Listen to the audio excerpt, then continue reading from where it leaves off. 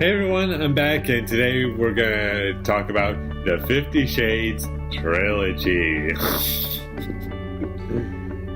Oh boy. Now, for this review, I am going to discuss them in order. We're gonna start with 50 Shades of Grey, and then we're gonna move on to 50 Shades Darker, and then 50 Shades Freed. And don't worry, I'm not gonna do any spoilers unless I'll change my mind and we'll do spoilers. And now that I've got the intro out of the way, let's get into 50 Shades of Grey that came out in 2015. And before I get into the film, I need to discuss why I'm doing the trilogy over just one film. A few reasons. One, I haven't seen these three movies before. Two, I felt that me not seeing the previous installments in a franchise or trilogy or whatever, I felt that was becoming a problem, and I decided, you know what, this time I'm going to change all that. I'm going to see the previous installments outside of 50 Shades of Black, because that's not an installment. I actually haven't seen that yet. And I'm probably not going to see it ever, because everyone says it's terrible. Well, the people that I saw who reviewed it. And I was just looking on my phone to see when 50 Shades Freed was going to be playing, and I saw that there was a marathon going on in AMC, and I decided to go to that, and I was like, hey, this will be fun. It's only $25 a ticket.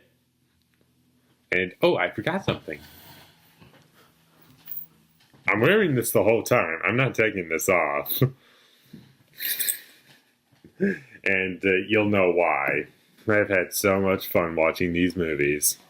Alright, now that you have the history of where I saw the 50 Shades marathon, and what I basically went through to see it, I guess we'll get into the films now. Starting off with 50 Shades of Grey.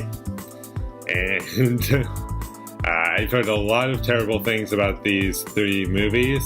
What I can say is that I wouldn't disagree with anything anyone has said, but the only difference between me and everyone else is I found these movies to be so bad they're funny.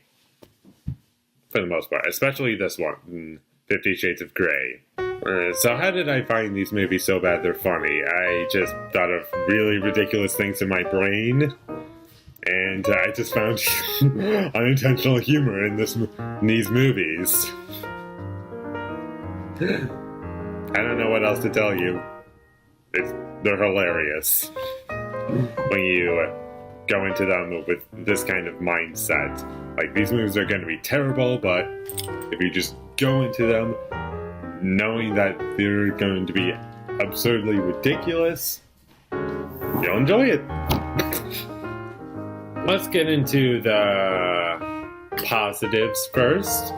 And outside of the unintentional humor that I just found, there are some humorous moments that are intentional that I actually thought worked. I think some of the shots are okay. That's it, though. Let's get into the acting. It leaves a lot to be desired. That's putting it kindly. The writing for the characters, I mean, we'll start off with Anastasia Steele, played by Dakota Johnson. I've actually had a little encounter with her on Facebook. Here it is. That happened. I'm not exactly sure what I'm supposed to say to that, but that's for another time. At least I think that's her. Let's get into Christian Grey.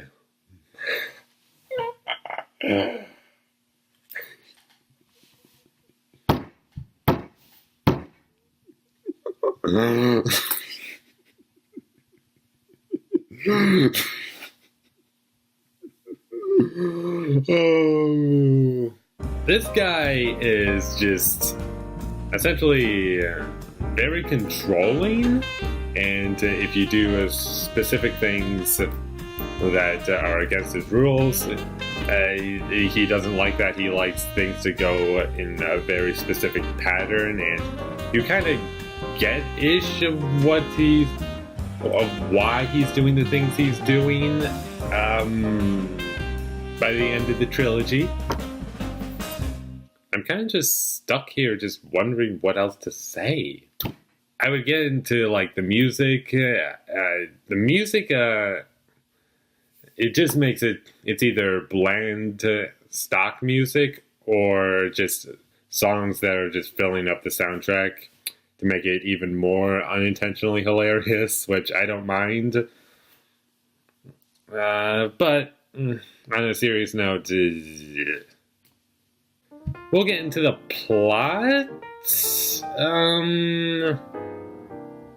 I think, so this is what I think the plot of the movie is. I actually had to think on this for a while.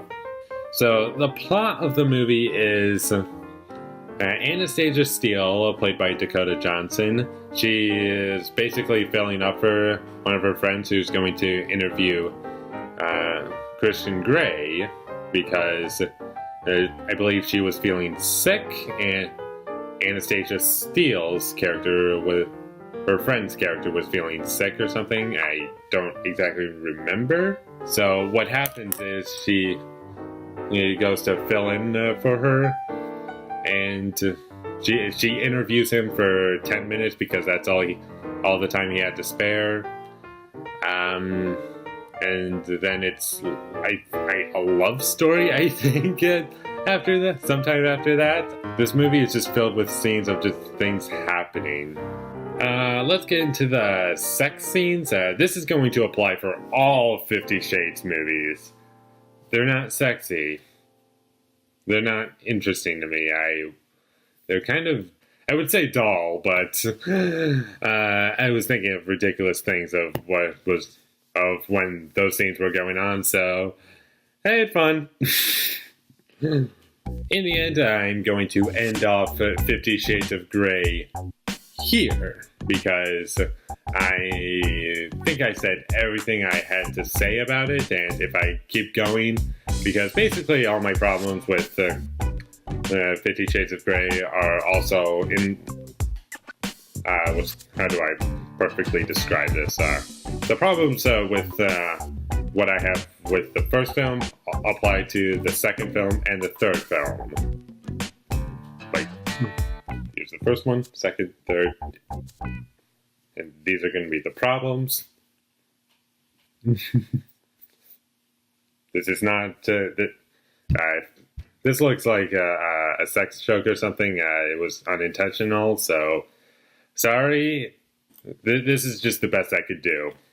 Alright, now that I've basically finished with 50 Shades of Grey outside of my grade, in the end, it's poorly acted. It just has some okay shots, I guess. What was my other positive? I can't remember. But, yeah, this movie doesn't really work on any level, so aside from little things that I can find. So I'm just going to give 50 Shades of Grey an F for reasons that I've already said and reasons that I'm going to tell you. But on a so bad it's good level, or I guess in theory a so bad it's good level, I'm going to give 50 Shades of Grey an A-. I was laughing my butt off throughout most of it, and I just had a great time. And if you're looking for something that's funny, and you just want to think of ridiculous things throughout it, this is the perfect movie to do that. Now, let's move on to 50 Shades Darker. It's a sequel to 50 Shades of Grey, in which we've already discussed. And is this movie better than 50 Shades of Grey? Slightly. It's slightly better than the first one. And we'll get into those positives right now. And my two positives that this movie does better than 50 Shades of Grey is one, the color palette. It has a bit of a darker edge to it, and I really liked it. I thought it looked nice. And my second positive is it's a little bit better paced than the first. Aside from that, this movie... it's not as funny as 50 Shades of Grey, but it resembles a real movie a little bit more than 50 Shades of Grey. Let's get into what's bad. We'll briefly go over the things I've already discussed for 50 Shades of Grey, because in 50 Shades Darker, there are a decent amount of issues that occur over here, and I just want to briefly touch on them because I don't want this video to be 3 hours long if I do that. So I'll quickly go over what doesn't work that I've already discussed from what I remember. The acting doesn't work. The cinematography is kind of bland overall. There's nothing memorable in terms of cinematography. There's some really hilarious moments in this movie. Some that are intentional. I don't remember the intentional ones, but I can name off a bunch of unintentionally hilarious moments. The characters are really weak. The story, we'll get into the story. The plot of 50 Shades Darker is, without giving anything away that happens in 50 Shades of Grey, something happened at the end of the first film, and so we're picking up where that film left off, and it's basically the same thing, except we're going to, I guess, phase 2 of this romance, of this Twilight fan fiction. That's what I wanted to say.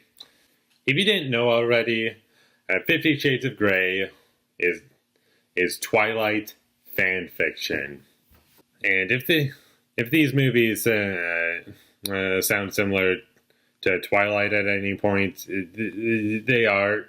It's not taking place in the world of Twilight. It's taking place in its own world, but it was still inspired by Twilight. Now, are there any things this movie does differently that would separate it from the first film? And we're not going to talk about the third film yet because we haven't gotten to that yet. But does this movie, does it do anything different that I haven't already discussed? I guess there's a little subplot in this movie that doesn't have any resolution until the third film. But all in all, it didn't need to be in the movie. I don't know why it's in the movie. Now that I've basically discussed all I can with 50 Shades Darker, it's basically the same as the first film, just slightly improved. There's not really a lot to get out of it. Basically, all my problems with the first film apply to this film and also the third film. Yeah. I would say what it does differently in terms of the story, but that gets into spoilers, and I wanted this trilogy review to be spoiler-free, and that limits of how much I can talk about. And I really wish I could get more in depth, but I can't. So I'm just gonna give my grades now, and we'll do the serious one first.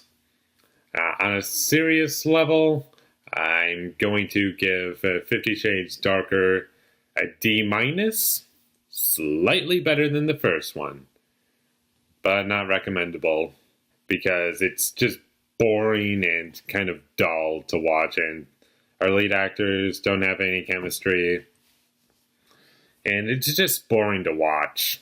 But on a so bad it's good level, I'm going to give 50 Shades Darker a B+.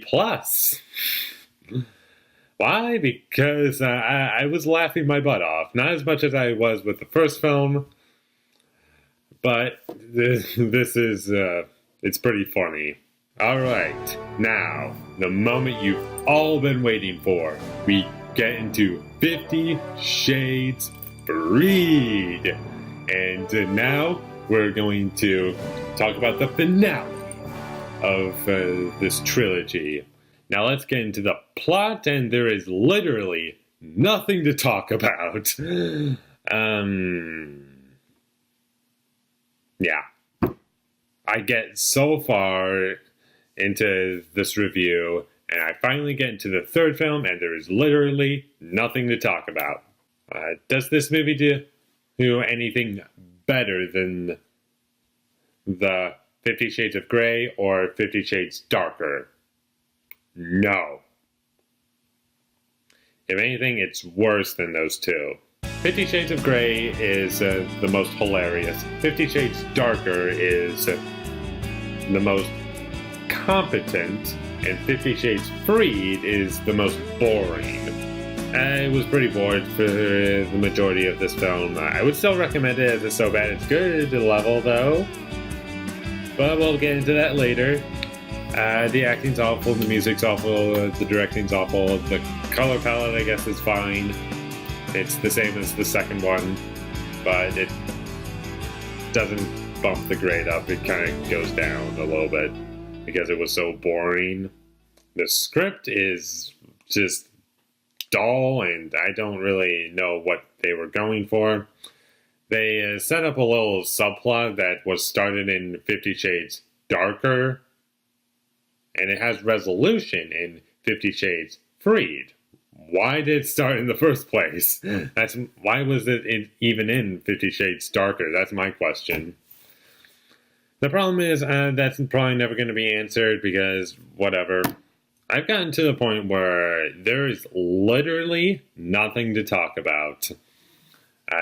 There are a few minor things I can talk about, I guess. This movie still has some pretty funny moments. There are things to enjoy on a so bad it's good level, but that's about it. It's dull, it's boring, and unlike the first one where there are so many things to laugh at, and even the second one, this one doesn't have too much of that. It takes itself pretty seriously, and if they went in a less serious and more unintentionally fun route, I think this would have been probably the best in the series, but they didn't, so it's awful, and I'm really sad to say that because supposedly behind the scenes, Dakota Johnson and the guy who plays Christian Grey, I can't remember his name right now, supposedly they got along really well behind the scenes, and they had fun filming it and being a part of it, and clearly they liked being a part of this trilogy. Well, at least according to what I know about it. And the fact that I have to tear it apart because that's how I feel, it's kind of sad. So if you're watching this, sorry, I'm not exactly recommending these three movies, sorry, in the way you probably want me to. But this is the best I can do. But I can barely say that I reviewed 50 Shades Freed because there is nothing to talk about. Everything I've said in the first two basically applies to this one, only just kind of worse in some ways. And I've said that multiple times, but it's true. I'm just going to stop here. There's nothing to talk about. Literally nothing. We'll do the serious one first, as per usual. Serious note, it gets enough. On a so bad it's good level, I'll give it a B-. I did it! Yes! I did it! We're finally done with the 50 Shades trilogy in just one video! And this took a while, but you know what? I had fun doing this, so it was worth it. I had fun watching these movies. I had fun reviewing these movies. And I will probably do another one of these sometime again. Not for this trilogy, obviously, but for a different film series. But all in all, if you enjoyed this trilogy review, be sure to leave a like and comment down below what you thought of all of these 3 movies down below. Oh, and if you enjoyed them on the same level I did, which you probably didn't because I've looked up so many reviews of these movies and basically no one enjoyed what I see. And you have the right to your opinion, so I'm not going to take it away from you. But if I would still like to know, let's talk down here, because I'm always interested to see what you guys say, and I'm always willing to talk. I think I got it right. And follow me on social media for Facebook, Twitter, and the Stardust app. They'll be in the description down below. And last but not least, subscribe to be a part of Foley Nation. And I'll see you when I get my next review up, and I'm not sure what it's going to be, but you know what? I'll worry about that later. But until then, thank you for watching, and have a great day.